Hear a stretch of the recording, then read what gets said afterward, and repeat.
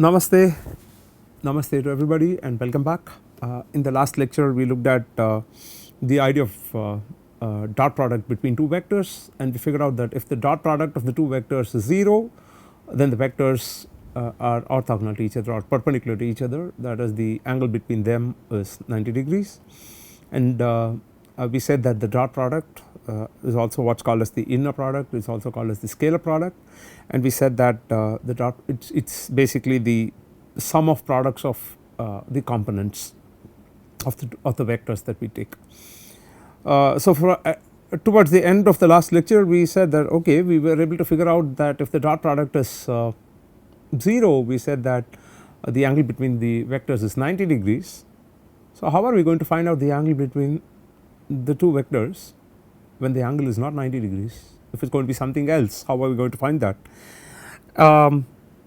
So that is a journey that we are going to embark on, but before we get into that we will just look at a couple of properties of dot products which will actually come handy for us to look at the angle between them. So let us look at some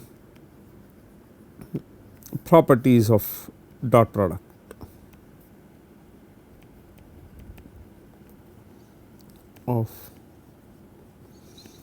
Dot product.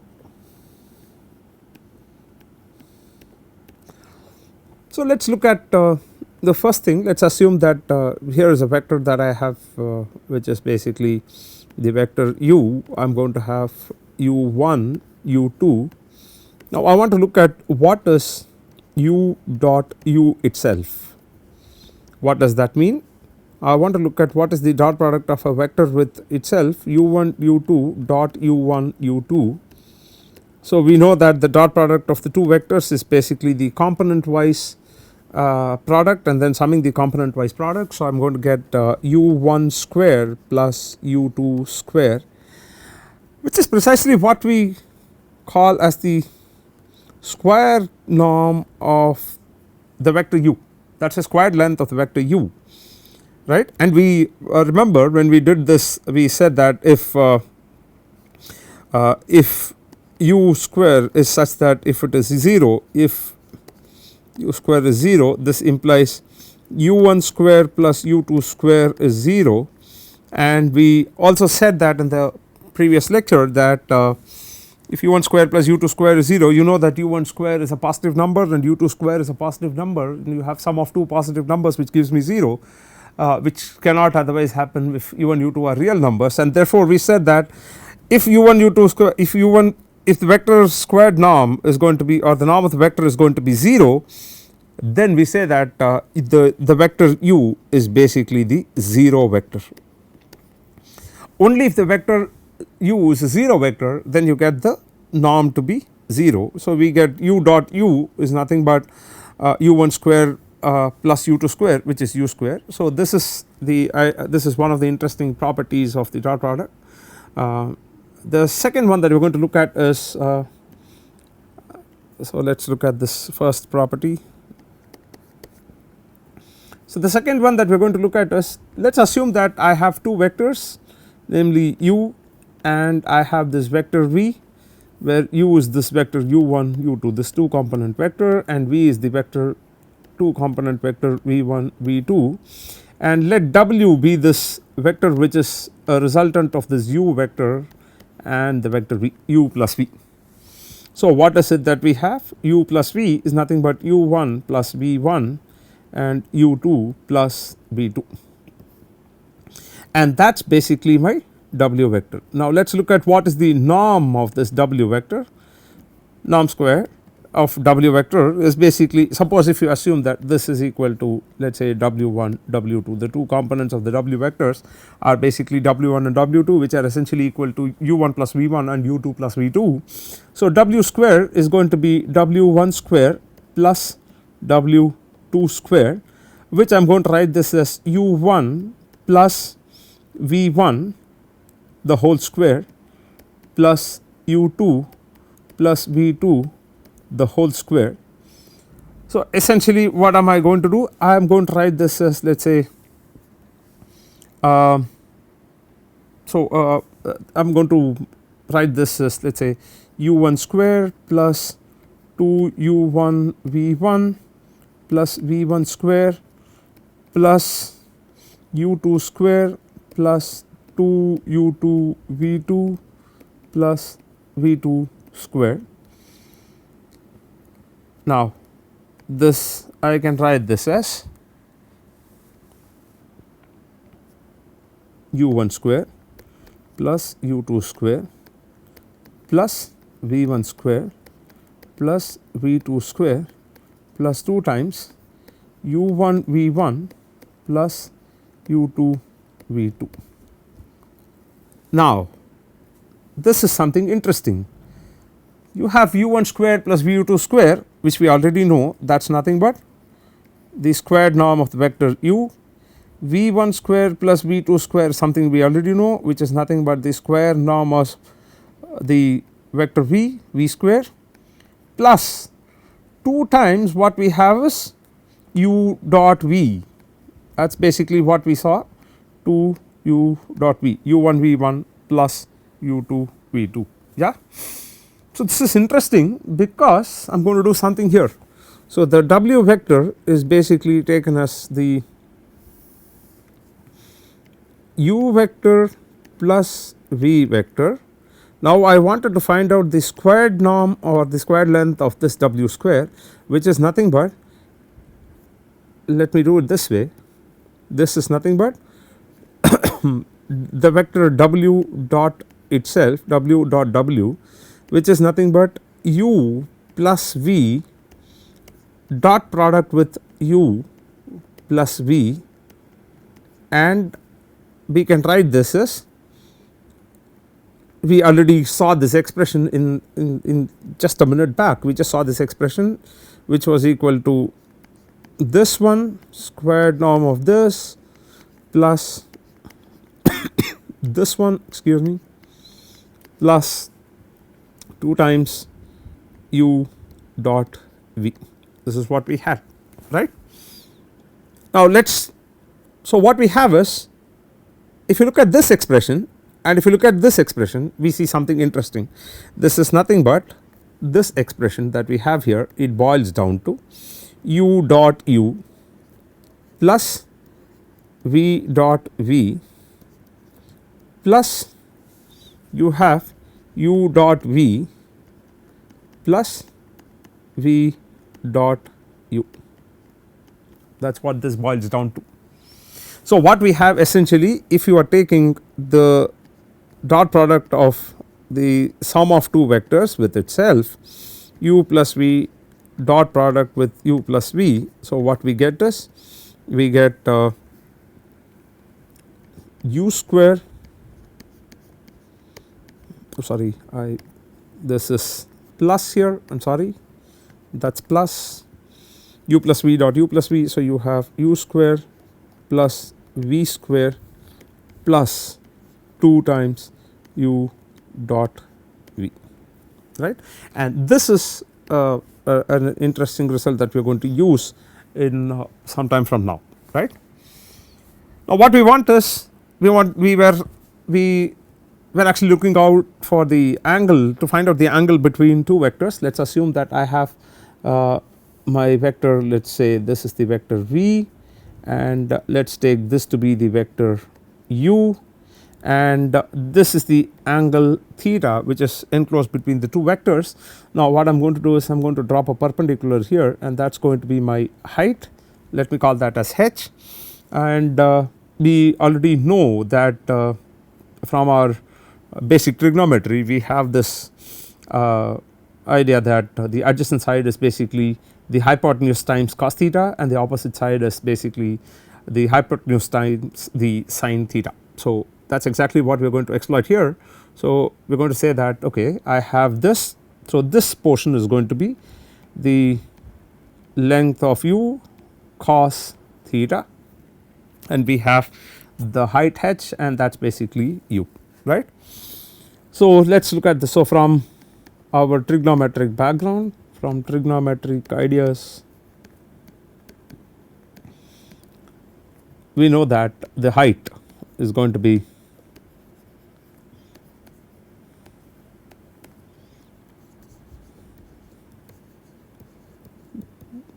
the height h is going to be the vector length of u or the norm of u into cos theta. Therefore, I am going to have h squared. This implies h squared is equal to the squared norm of this cos square theta, right, and that is nothing but that is basically u square into 1 minus sin square theta. Recall, we already know that the cos square theta plus sin square theta is 1. So, we are going to get u square into 1 minus sin square theta. Let us call this as equation 1.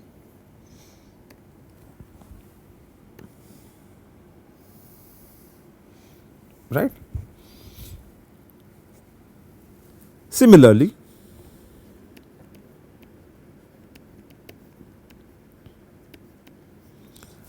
we already had another triangle here, right angle triangle here, which again we can use the idea of Pythagoras theorem. So, what we are going to have is we are going to use the same Pythagoras theorem. So, in this triangle similarly we have the height squared, which is nothing but v minus u the whole squared norm minus of the norm of v minus u cos theta the whole square, right. That is what we are going to have, u cos theta the whole square. So, if you look at this, let us mark this as equation 2. Now, if you equate 2 and 1, because both on the left hand side have h squared. So, if you equate these two and then do this, so what is it that we have? We have let us look at this. We had u square into 1 minus sin square theta. So, we had u square into 1 minus sin square theta is equal to v minus u the whole square minus v minus u cos theta the whole square. So, what we get is if you rearrange the terms, what we get is basically we have v minus u the whole square is equal to, we will end up getting this, which is nothing but v square plus w square minus 2 uv cos theta. This is what we get, and this is not something which we do not know, this we have studied already. This is basically the law of cosines.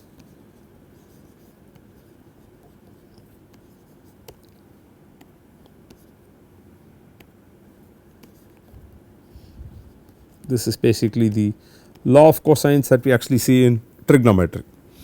Now, let us also look at this.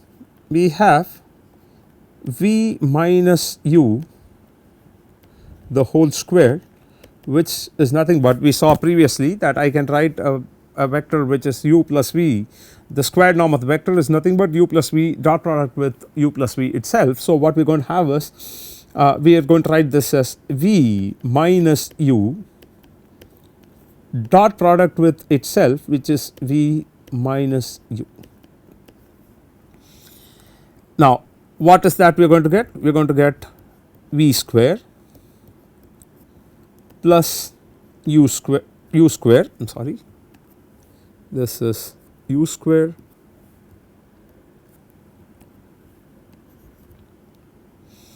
so v square plus u square,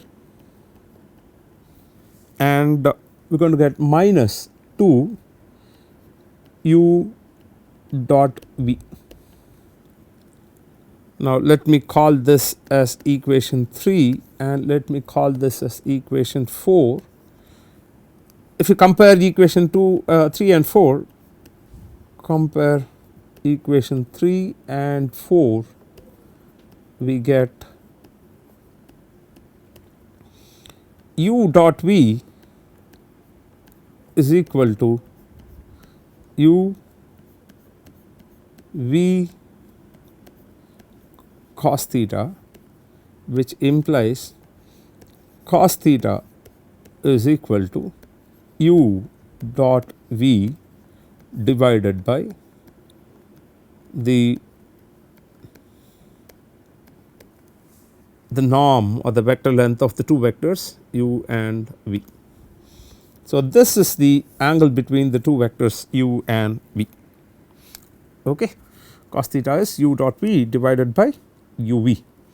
Now, it is pretty straightforward to observe that if cos theta is 0, that means theta is 90 degrees, we get u dot v is equal to 0, which was exactly what we found when we looked at perpendicular vectors or orthogonal vectors, right. So, let us write this. If theta is 90 degrees, we already proved that u dot v is equal to 0, right. That is interesting, great. So, what we want to do is we want to figure out like what is the, what is going to be the so we already know that cos theta is going to be a value between plus or minus 1. So, what we do is we want to figure out what is the nature of this u dot v dependent on the angle. So, we are going to make a few comments here. So, comments.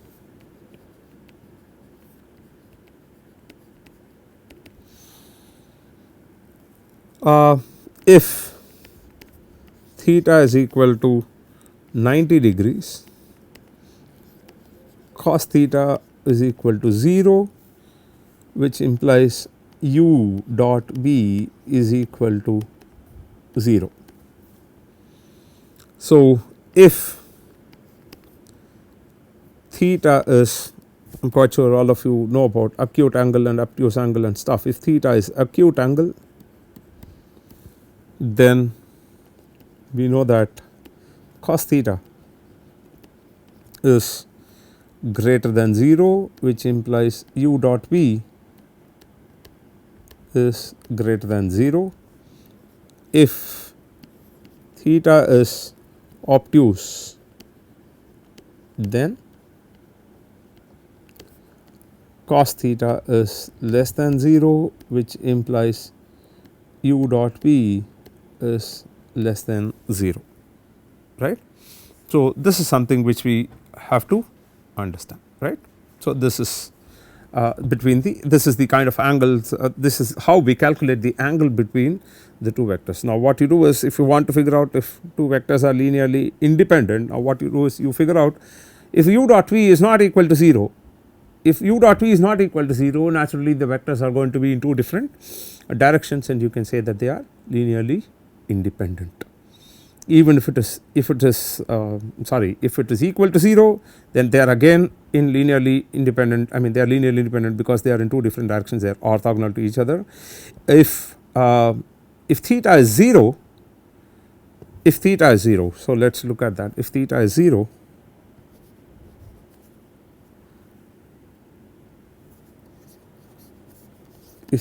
0, then what happens? We get u dot v is equal to u v cos 0, which is nothing but the product of the norms,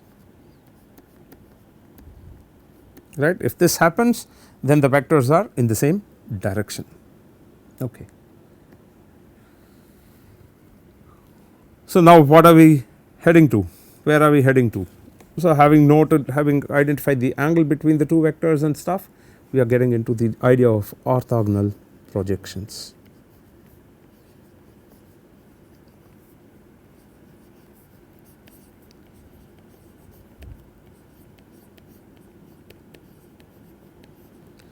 We get into the idea of orthogonal projections. Now, what is it to say projection? why is it that we are looking at orthogonal projection? Are there any other projections that we have? First of all, we look at the idea of orthogonal projection. So, a projection of a vector, what does it do in another direction? Projection of a vector u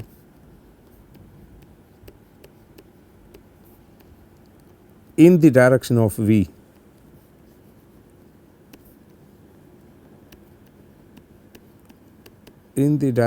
v what does it do? It basically gives the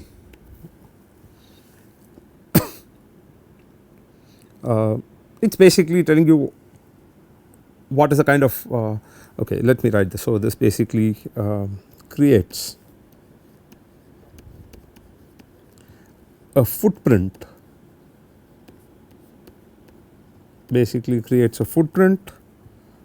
of say some length given by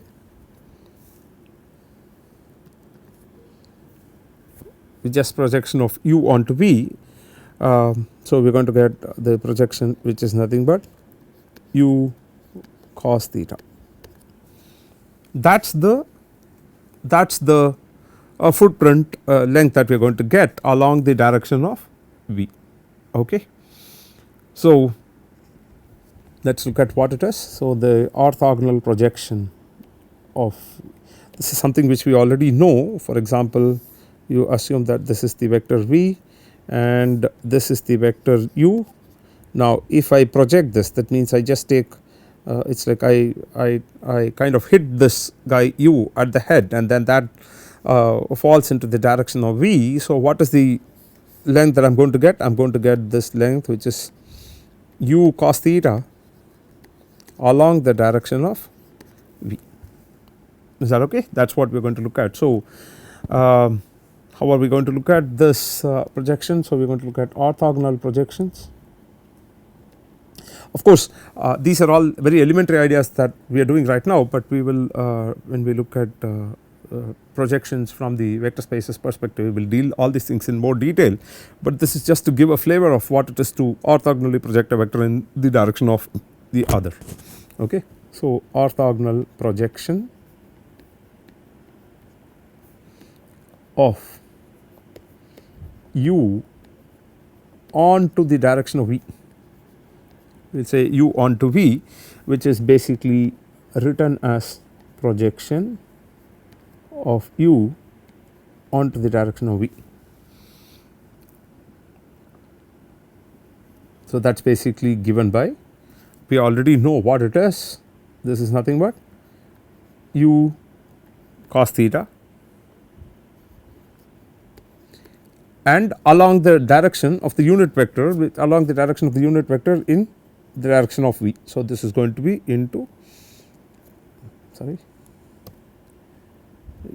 v divided by this. Remember that this guy was actually giving us the unit vector. This guy was basically giving us the unit vector along the direction of v. So, you have u into cos theta. So, what is cos theta? We already know that cos theta is, so let me write this, u into u dot v divided by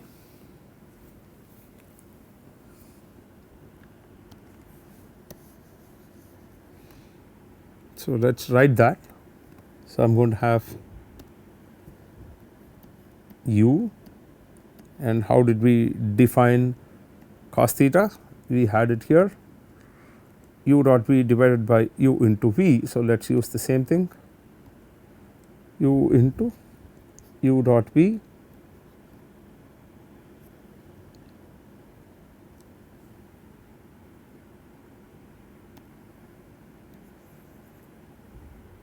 let us go back here. So, you have u dot v divided by u dot v divided by u length of u into length of v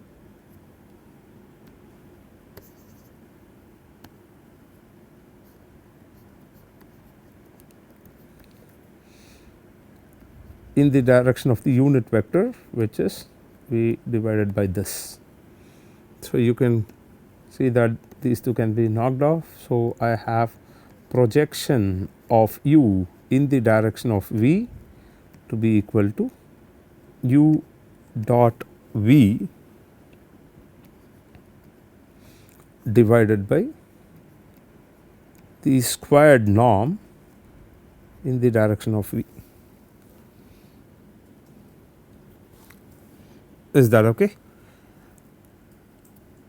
In fact, we will see at a later point of time that the projection of u onto v is basically the best approximation of u that you can get along the direction of v.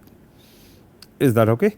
So, that is what your orthogonal projection is, and we already said that this is going to be u cos theta.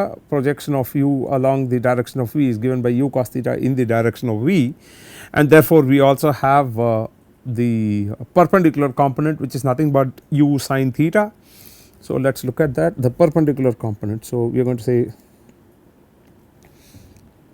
okay, this is basically u cos theta, and this is going to be u sin theta.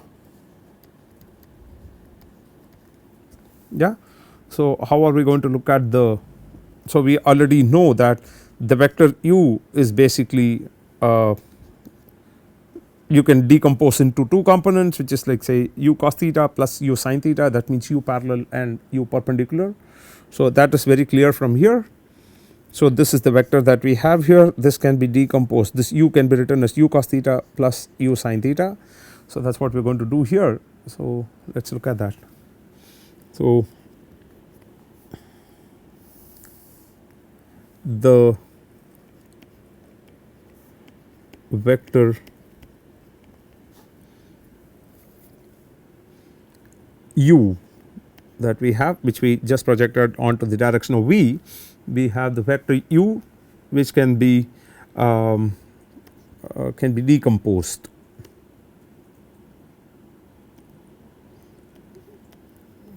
Can be decomposed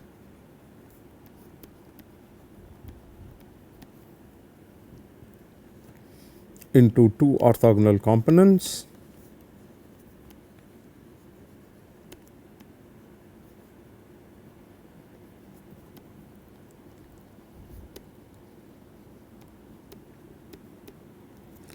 Into two orthogonal components, namely let us say we will call that as u parallel and u perpendicular.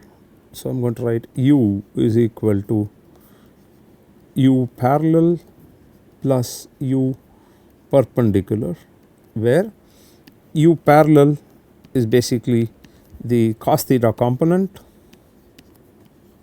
or the cos theta component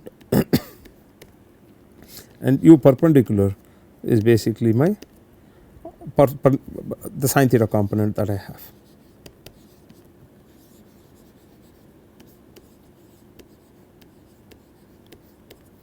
That is going to be my sin theta component, right. So, we have basically you can actually the what would you say, you can resolve a vector into two of these components. So, what we will do is you will say u perpendicular is basically the vector u minus the projection of vector u in the direction of v, that is u minus u parallel, right. That is the notion that we are going to have for our orthogonal component, right. That means what have we done? We have basically removed the horizontal component to get the perpendicular component, which is basically what we get as u perpendicular, which is orthogonal to the component which is u cos theta. Is that okay? So, that is what we have, and so to summarize what we have done in the entire module, we studied the idea of the summary of the module, overall module. We studied the idea of vectors and points, ideas of vectors and points. We looked at we defined or we looked at points as fixed reference with respect to a particular coordinate system. Vectors can move here, there, everywhere, and we said that points are fixed coordinates, fixed with respect to a coordinate system.